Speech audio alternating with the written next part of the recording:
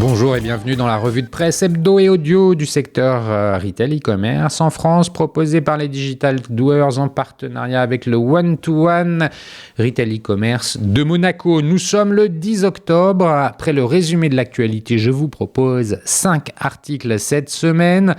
Un acte d'achat, c'est un vote pour un modèle social, à lire sur e-commerce mag. ChatGPT fusionne moteur de recherche, App Store et OS, ce qui change tout pour les marques, à découvrir sur French Web. La pub Drive to Store explose en France, à lire sur Siècle Digital. Comment Boulanger continue de progresser dans un marché en recul, à découvrir sur République Retail. Et enfin, Kiabi mise sur la diversification pour rester leader, à lire sur Fashion Network. Je vous le rappelle, sur le site lesdigitaldoers.com, vous avez accès à une revue de presse éditée sur LinkedIn et qui rassemble les articles publiés dans la semaine sur les sites de news de notre écosystème. Vous pouvez vous y abonner pour recevoir chaque vendredi un digest de l'actualité dans votre boîte email. De cette revue de presse, je vous lis sans interprétation une sélection de quelques articles qui m'ont semblé pertinents à partager.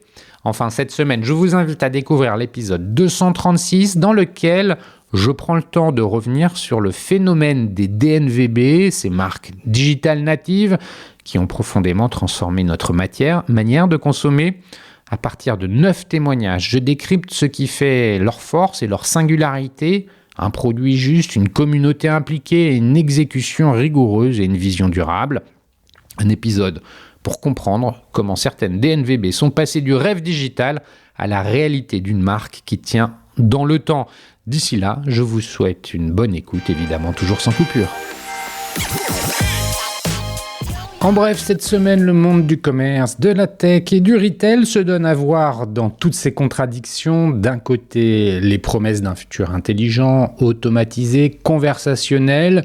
De l'autre, les réalités d'un marché sous tension tiraillé entre durabilité, souveraineté et attractivité. C'est cette tension féconde et parfois inconfortable qui dessine la trame du commerce de demain. Le commerce mondial se contracte, mais l'innovation résiste. L'OMC l'annonce, la croissance du commerce mondial retombera à 0,5% en 2026, conséquence directe des barrières douanières américaines, réactivées par Donald Trump. Pourtant, dans ce climat de repli, un moteur continue à tourner à plein régime, celui des échanges liés à l'intelligence artificielle. Les semi-conducteurs, les équipements télécoms et les produits technologiques portés par l'IA représentent à eux seuls la moitié de la croissance mondiale des échanges, un paradoxe qui illustre bien notre époque. Plus l'économie se referme, plus les flux numériques s'intensifient. ChatGPT redéfinit la relation entre marques et consommateurs. C'est peut-être la nouvelle qui résume le mieux la bascule en cours avec le lancement des apps intégrées. ChatGPT devient à la fois moteur de recherche, App Store et système d'exploitation conversationnelle. L'utilisateur ne cherche plus, il parle et la machine agit. Une requête pour un hôtel et Booking s'affiche, une envie de musique, Spotify prend le relais, la conversation devient interface universelle, abolissant le clic et la navigation. Dans ce nouvel ordre, les marques ne se battent plus pour capter l'attention, mais pour être invoquées au bon moment. C'est la fin du référencement classique, l'avènement du Generative Engine Optimization, GEO, mesuré cette semaine pour la première fois par Eskimos. Le marketing entre dans une ère de preuve et d'utilité. Il ne s'agit plus de raconter, mais de démontrer. La donnée devient le langage commun entre marques et IA. Les CMO à la reconquête de leur légitimité face à l'IA.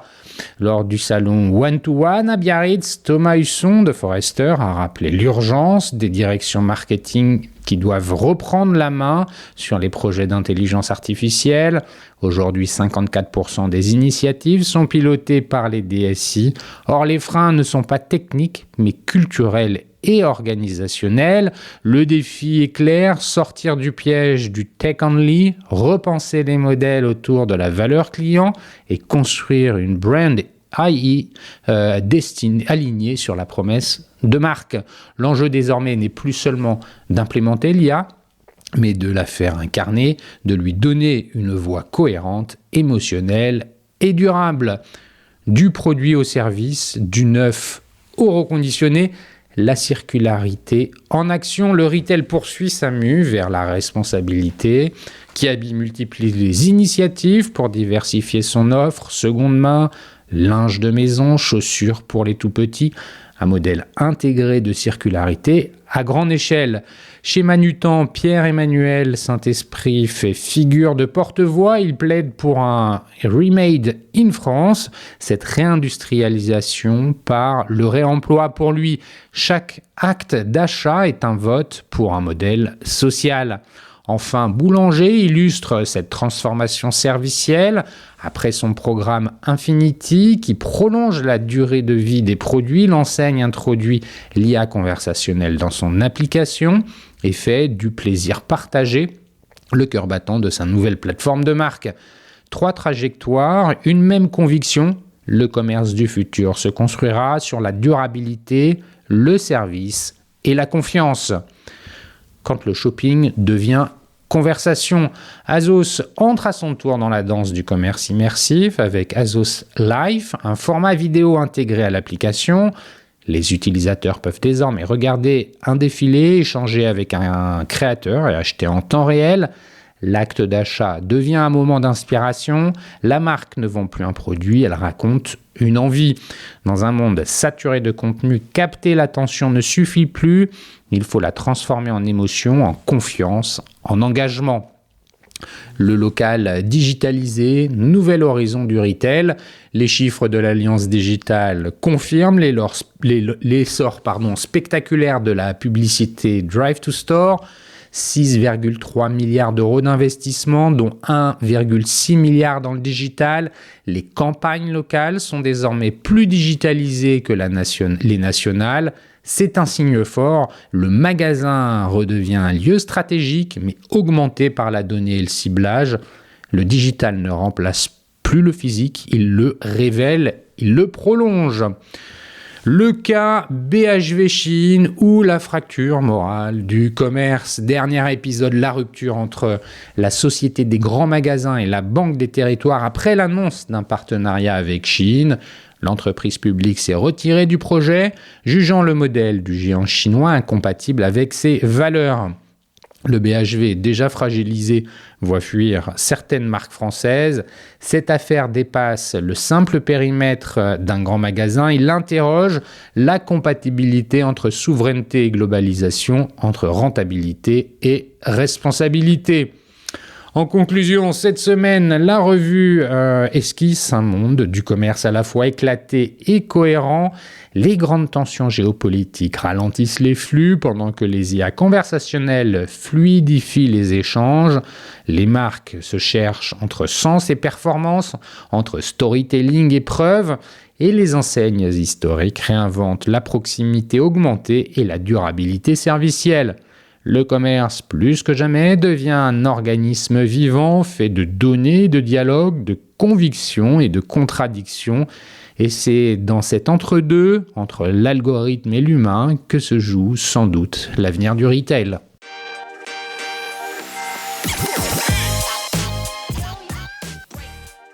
Un acte d'achat, c'est un vote pour un modèle social, à lire sur e-commercemag.fr en date du 7 octobre.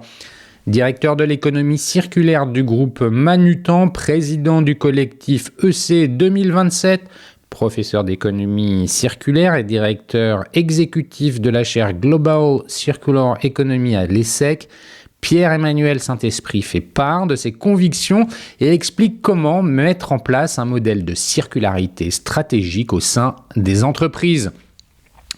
En tant que directeur de l'économie circulaire du groupe Manutan, pouvez-vous nous préciser en quoi consiste exactement votre fonction ? Cette fonction de directeur de l'économie circulaire est récente au sein des entreprises. À la chaire de l'économie circulaire de l'ESSEC, nous travaillons justement à former des femmes et des hommes à ces postes. Nous constatons d'ailleurs que ce sont des fonctions qui évoluent et prennent place au sein des COMEX. Actuellement, 40 à 50% des entreprises du CAC 40 ont cette fonction. À la SNCF, on note également que la nouvelle directrice des achats du groupe est directrice de l'économie circulaire. Cela devient de plus en plus un enjeu majeur pour les entreprises car les clients demandent des produits durables et pour les collectivités publiques car il y a des réglementations à respecter, notamment la loi anti-gaspillage ainsi que la loi climat et résilience. Par ailleurs, cette fonction est de plus en plus mise en valeur car il existe un enjeu autour de la supply chain pour s'approvisionner en local et éviter que les chaînes logistiques soient perturbées par la guerre, les conflits internationaux, etc. Bien sûr, il y a aussi l'enjeu de décarbonation, qui, à mes yeux, reste le plus essentiel, trouver des services et produits plus durables à vendre. Chez Manutan, mon périmètre est celui-ci, l'économie circulaire et la décarbonation client. Le but est que nos clients puissent baisser l'empreinte carbone de leurs achats. Nous allons à leur rencontre pour écrire leur plan de décarbonation et nous accueillons toutes les données nécessaires sur lesquelles il est impossible de proposer des trajectoires de réduction crédibles. Nous avons lancé 2 centres de reconditionnement interne, un en France et un autre aux Pays-Bas. Nous travaillons aussi sur le calcul du cycle de vie de nos produits et sur les données RSE de ces derniers. Pourquoi Manutan a créé cette fonction ? En effet, initialement, Manutan n'avait pas de fonction correspondante à ce poste. Une directrice RSE était présente, mais il n'existait pas de direction de l'économie circulaire. C'est en 2022 que le groupe Manutan a racheté la start-up que j'avais fondée, ZAC, pionnière en reconditionnement. Manutan a fait ce choix pour bouger en interne et garder l'esprit poil à gratter de la start-up. Ce qui est important, c'est que mon équipe et moi-même ne vendons rien à nos clients. Nous fournissons des produits et services circulaires aux filiales du groupe qui, elles, les commercialisent auprès des clients. Cela a permis une très forte acculturation des fonctions commerciales et marketing au sein du groupe. C'était exigeant mais stratégique de la part de la direction. Depuis le rachat, nous lançons progressivement différents services, location, réparation et des produits reconditionnés dans les différents marchés du groupe. Que manque-t-il pour que le réemploi soit davantage plébiscité ? L'un des premiers blocages est l'offre disponible. Par exemple, pour le mobilier, seulement 7% de celui-ci est réemployé en Europe, ce qui est loin d'être suffisant pour approvisionner les clients, d'où la décision chez Manutan de proposer des offres qui combinent les deux, des produits reconditionnés et des produits neufs éco-conçus. Un autre blocage important, il existe des réglementations, mais pas de contrôle pour leur application. En tant qu'élu du Conseil national de l'économie circulaire, j'observe que la loi AGEC est peu, voire pas contrôlée. Un autre frein souvent constaté, la peur que les produits reconditionnés soient de mauvaise qualité, d'où notre volonté de professionnaliser le marché et d'offrir la possibilité aux clients de visiter des showrooms afin de les rassurer sur la qualité des produits. Également, nous travaillons sur le prix. En moyenne, les produits reconditionnés sont 30% moins chers que les produits neufs. La feuille de route pour la suite. Actuellement, nos produits reconditionnés sont vendus dans 5 de nos filiales. Ce que nous souhaitons, c'est en adresser 10 l'année prochaine, notamment au Royaume-Uni, en Hongrie et en Suède, afin d'accompagner les clients dans la réduction de leur empreinte carbone. La vision de Xavier Guichard, le président du groupe, est claire. Chaque produit de Manutan doit être trouvable en neuf et en reconditionné et doit être réparable ou louable. Vous prenez souvent la parole pour parler du Remade in France. Qu'est-ce que c'est exactement ? Il s'agit du projet d'une coalition de différentes entreprises de toute taille qui utilisent le réemploi. Nous pensons qu'il faut également parler du Remade in France, la réindustrialisation par le réemploi. Malheureusement, le sujet est peu souvent abordé car considéré comme pas assez sexy, contrairement à l'IA. Pourtant, le réemploi a de nombreuses vertus et génère de nombreuses activités et emplois. Nous souhaitons donc quantifier le PIB du réemploi en France pour le mettre en avant, car des entreprises s'engagent déjà en ce sens, comme les groupes SEB, Valeo, Renault, Schneider ou Manutan. Il s'agit d'une approche locale à privilégier plutôt que de penser toujours en termes d'importation. Nous devons toutefois monter en gamme.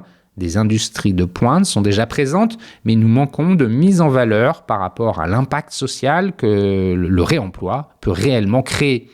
Côté consommateur, est-ce une tendance qui s'ancre ?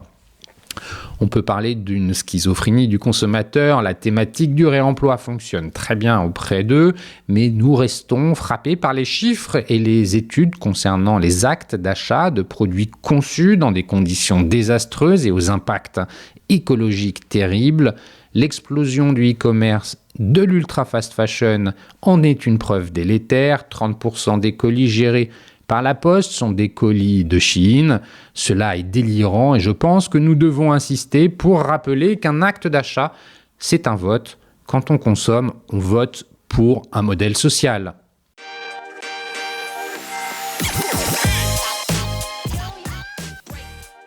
ChatGPT fusionne moteur de recherche, App Store et OS, ce qui change tout pour les marques, à lire sur FrenchWeb.fr en date du 7 octobre.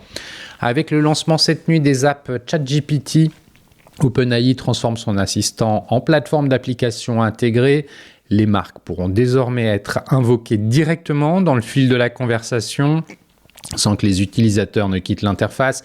Cette rupture qui redistribue les cartes du marketing digital. OpenAI franchit un cap majeur et crée une rupture historique. ChatGPT n'est plus seulement un assistant conversationnel, mais devient une plateforme logicielle capable d'orchestrer actions, services et transactions au sein d'une même interface. Un moteur de recherche, un App Store et un système d'exploitation fusionnés dans un environnement conversationnel unique. L'utilisateur formule une demande, ChatGPT active l'application adéquate et exécute la tâche. Besoin d'un hôtel à Lisbonne ? Booking s'affiche avec les disponibilités.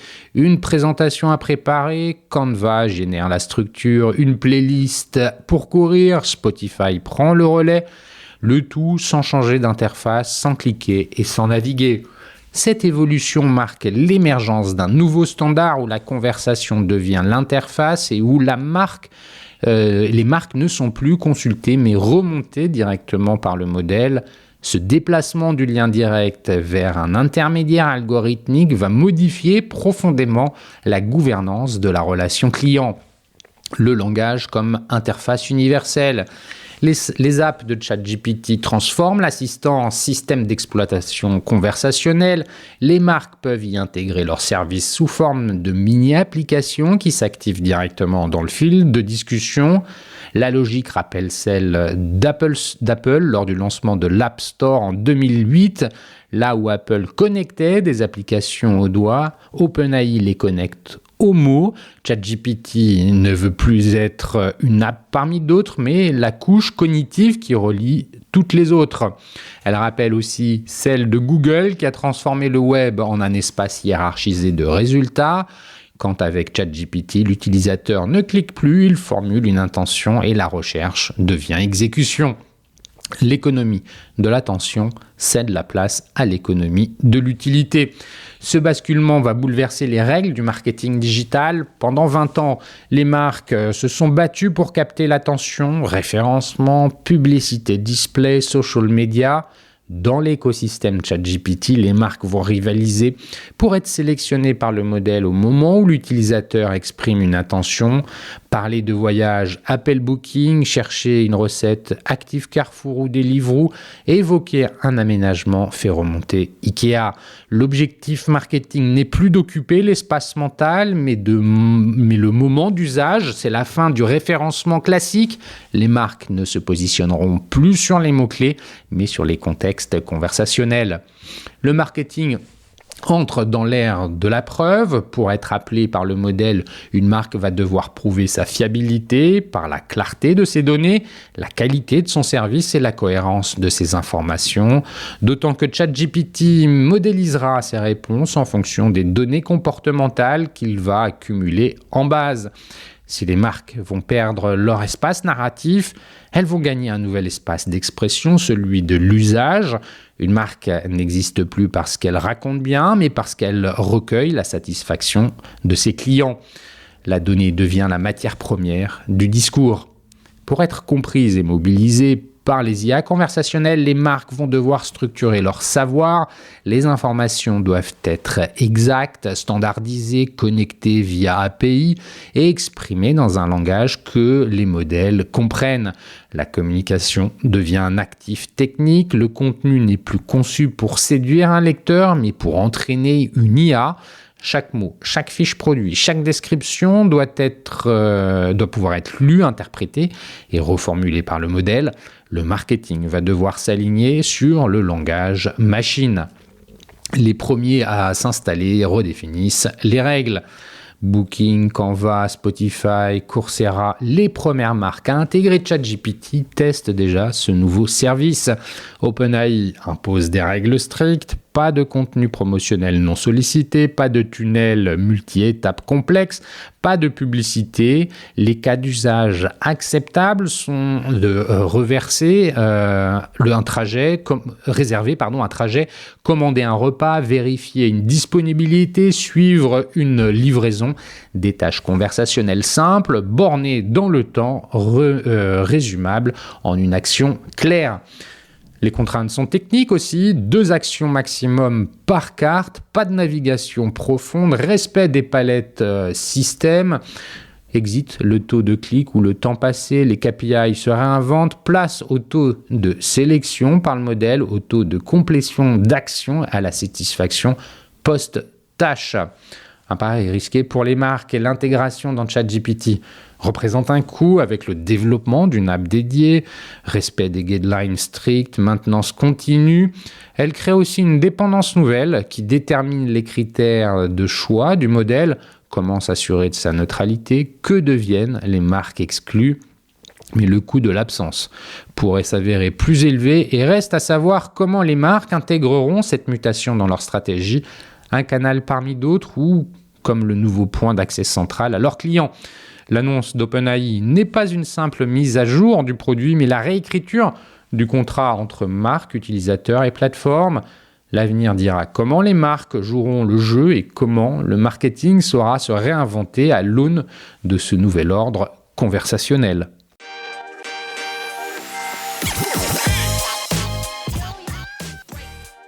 La pub Drive to Store explose en France, déjà 1,6 milliard d'euros investis dans le digital. À lire sur siècledigital.fr en date du 6 octobre. Le marketing Drive to Store, qui vise à générer du trafic en magasin grâce à la publicité, connaît une forte progression en France.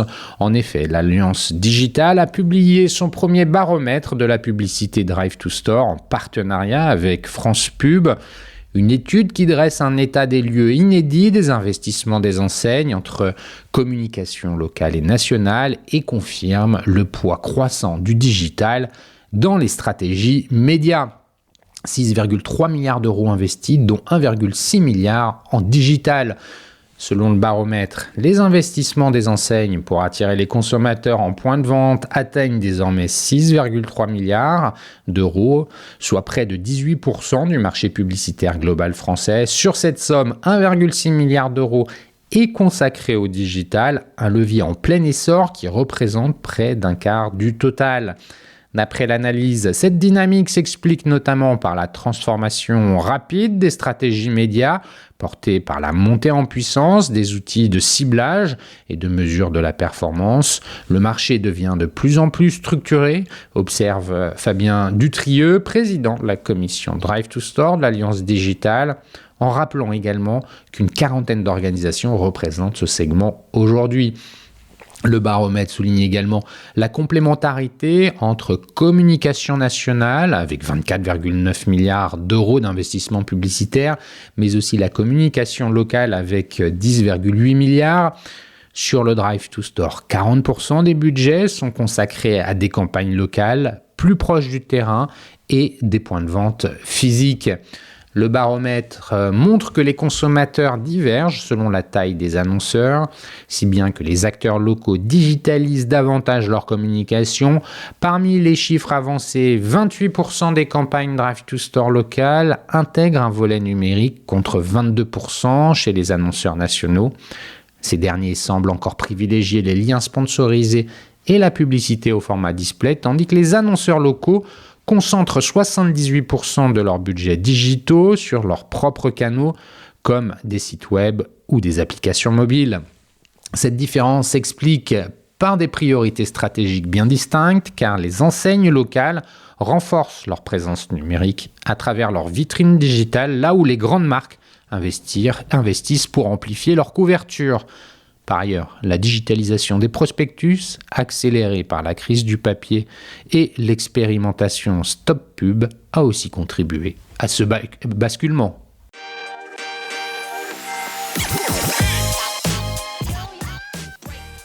Comment Boulanger continue de progresser dans un marché en recul, à lire sur republicretail.fr en date du 8 octobre.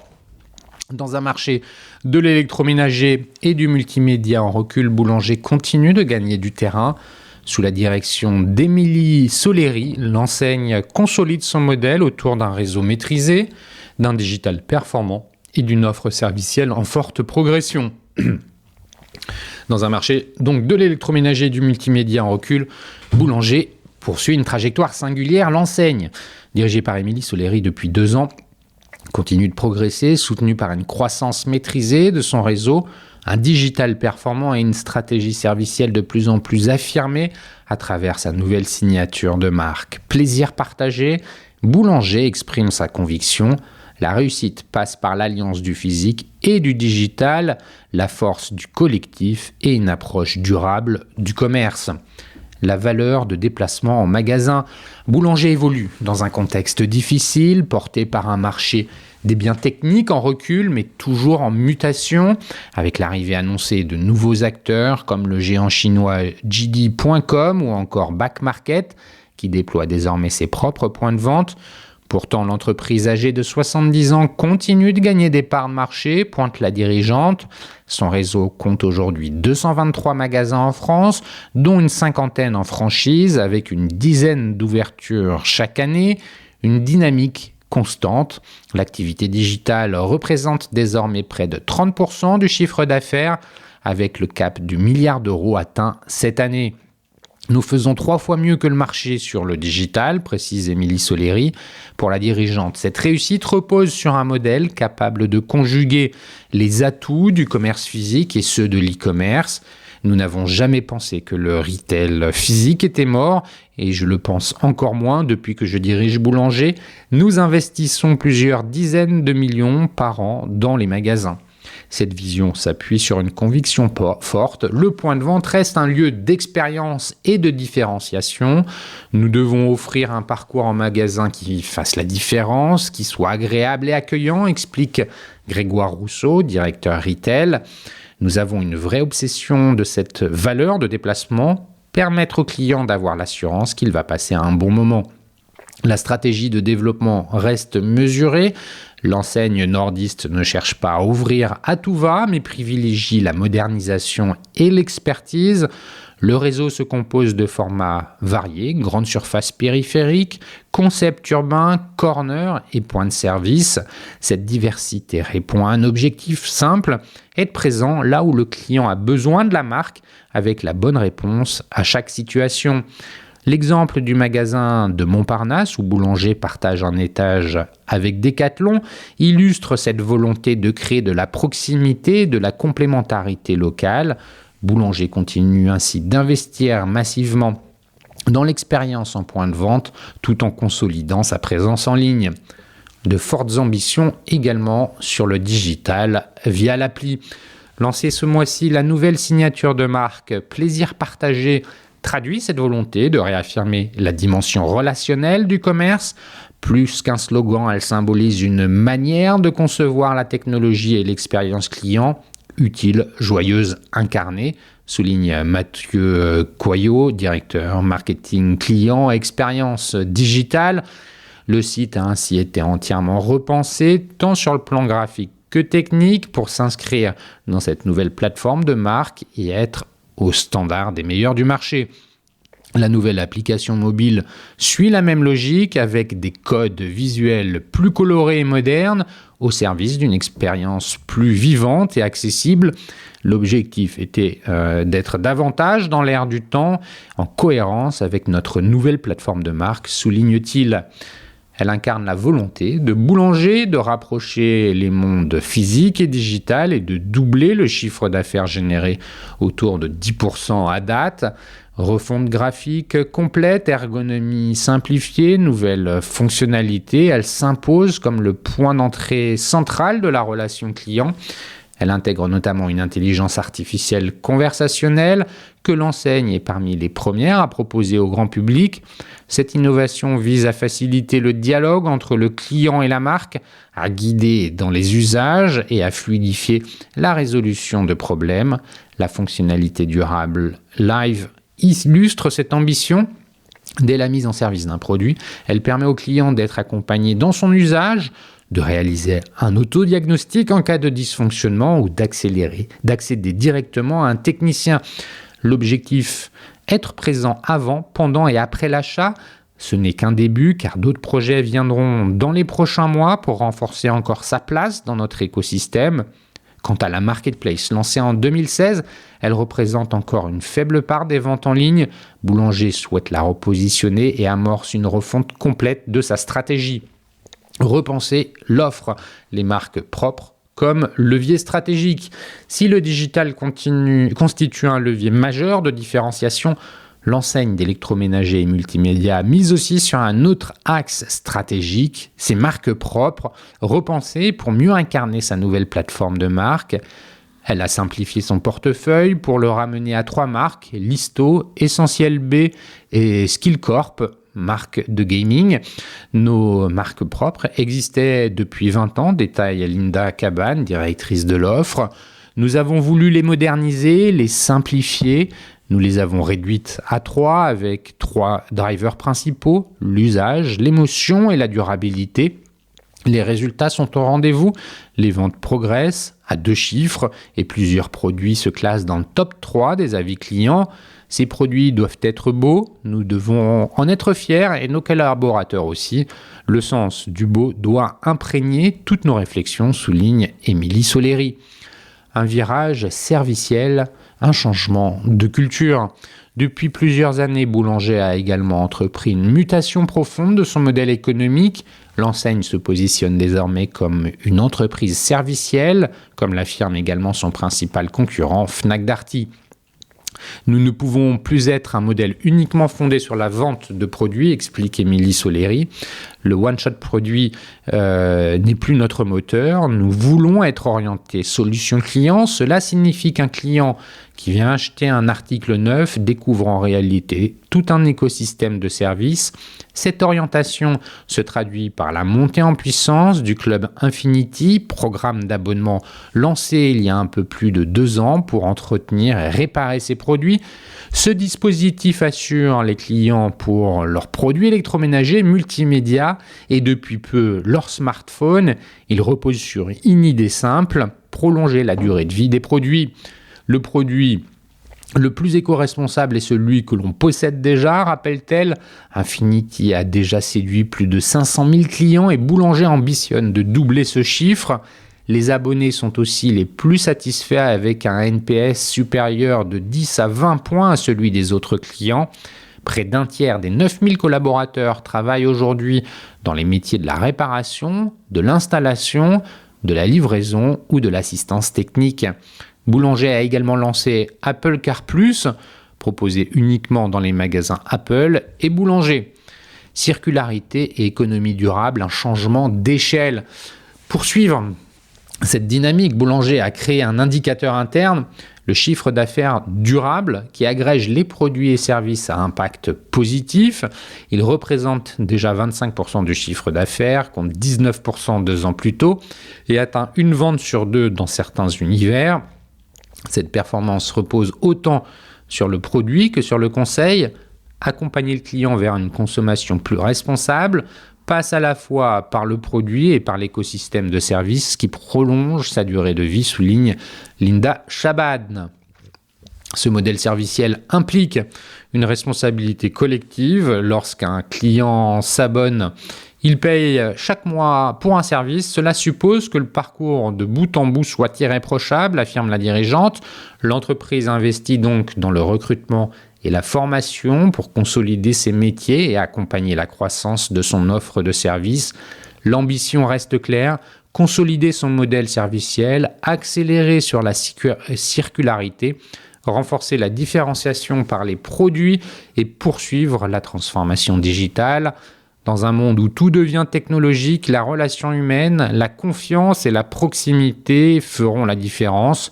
Ce travail d'identité s'accompagne d'une démarche interne forte, impliquer les équipes dans la transformation et leur donner des outils à la hauteur de leurs ambitions relationnelles.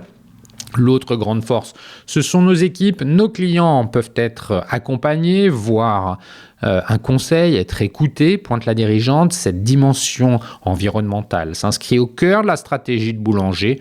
L'enseigne se positionne comme le premier acteur français de la collecte des DEEE, déchets d'équipements électriques et électroniques, et a triplé en 2 ans le volume de produits rachetés. Un résultat qui traduit la volonté d'ancrer durablement la performance de l'entreprise dans la circularité.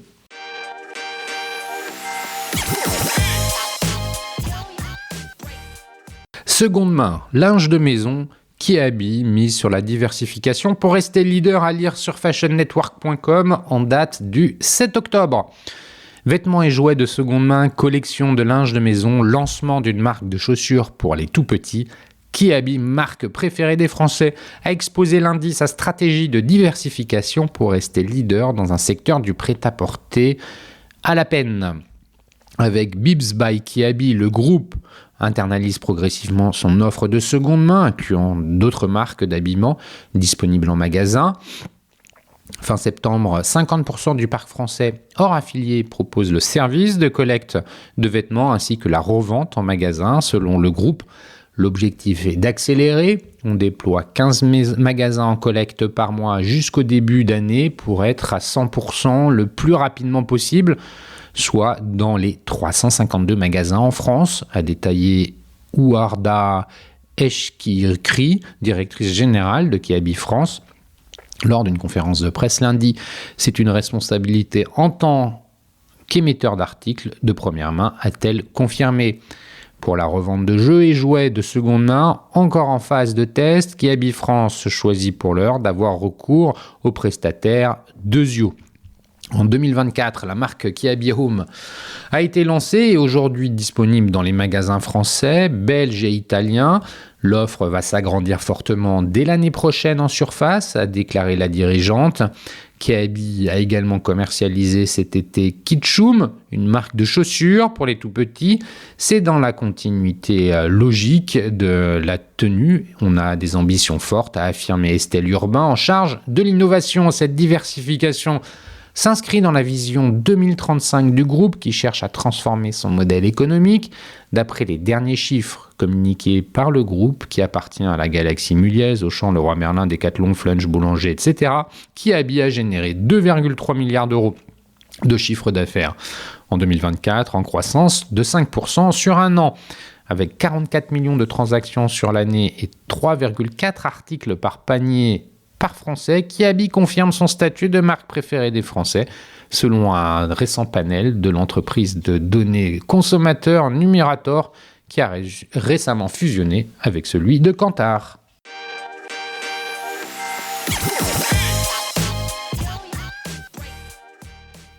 Et voilà, c'est fini pour cette semaine. Merci de m'avoir écouté. N'oubliez pas de vous abonner à la revue de presse sur le site lesdigitaldoers.com. Si vous aimez l'exercice de cette revue de presse, Retail e-commerce dans sa vision audio, n'hésitez pas à me le faire savoir en m'envoyant des messages sur LinkedIn et mieux encore en la faisant connaître autour de vous. Enfin, un dernier message d'auto-promo avec les Digital Doers. Je produis des chaînes de podcasts thématiques pour les prestataires de services de notre écosystème. Donc, si vous souhaitez animer la prise de parole de votre marché, c'est l'occasion d'inviter des clients et des prospects à venir converser avec vous autour de votre proposition de valeur. Vous êtes intéressé, alors contactez-moi. D'ici là, portez-vous bien et à la semaine prochaine.